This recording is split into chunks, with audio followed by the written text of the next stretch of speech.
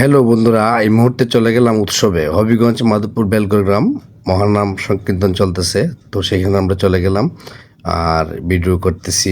যেহেতু একটু ব্লগ বানাই, তো ব্লগ শুরু করে দিলাম। তো আপনারা পাশে থাকবেন, আর ভালো লাগলে ভিডিওটা শেয়ার দিয়ে পাশে থাকবেন। তো অনেকেই বলতেছো ভিডিও বানাতেছো, আমাকে একটু তুলো, তো ওদেরকে তুললাম একটু ভিডিও। তো যাই হোক, সঙ্গে থাকবেন এবং পুরো ভিডিওটা দেখার চেষ্টা করবেন। তো এই মুহূর্তে আমরা উৎসবের মন্দিরে চলে যেতেছি, তো মন্দিরে চলে আসলাম।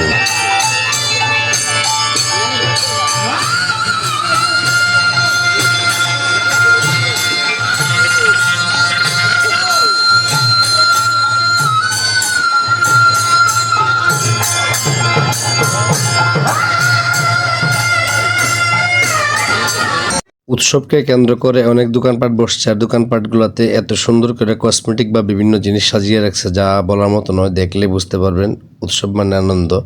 আর উৎসবে গেলে দেখবেন বাচ্চাদের আইটেম, কসমেটিক্সের আইটেম বেশি বেশি থাকে, যেগুলো আসলে বেচাকেনি খুবই ভালো হয়।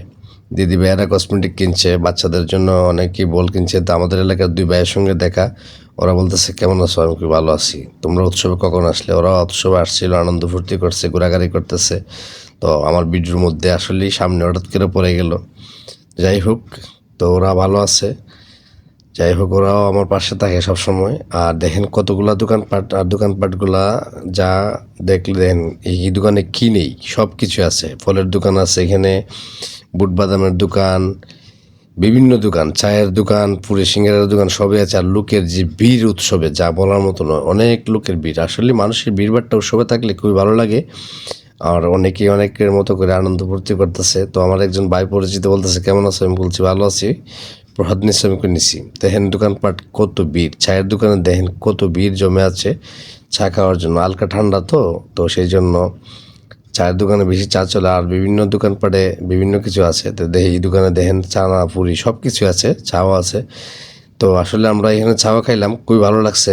তো সব মিলে আসলে উৎসবটাই আনন্দের ছিল। তো দেখেন এখানে আবার অনেক কিছু আছে।